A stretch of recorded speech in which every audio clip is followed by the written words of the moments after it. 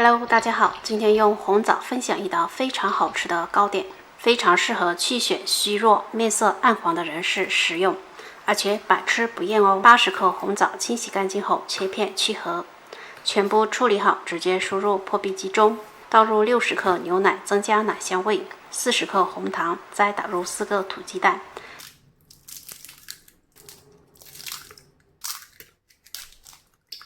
盖上盖子，打成红枣泥。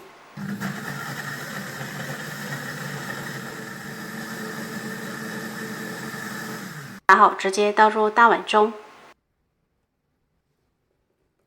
筛入100克低筋面粉，没有就用普通面粉。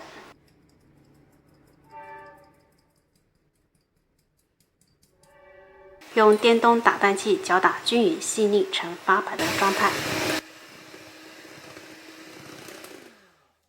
再倒入40克薏米油，继续搅打至油完全被红枣糊吸收即可。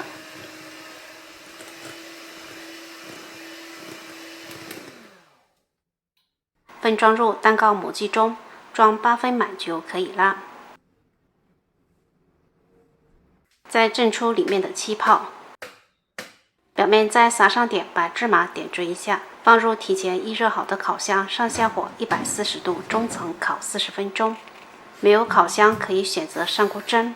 烤好的红枣糕枣香浓郁，甜度刚好，是吃了不会腻口的那种甜，整体口感细腻绵软，完全不会干不会噎口，百吃不厌辣。好啦，这期视频就分享到这里，喜欢的朋友可以在家试一下，拜拜。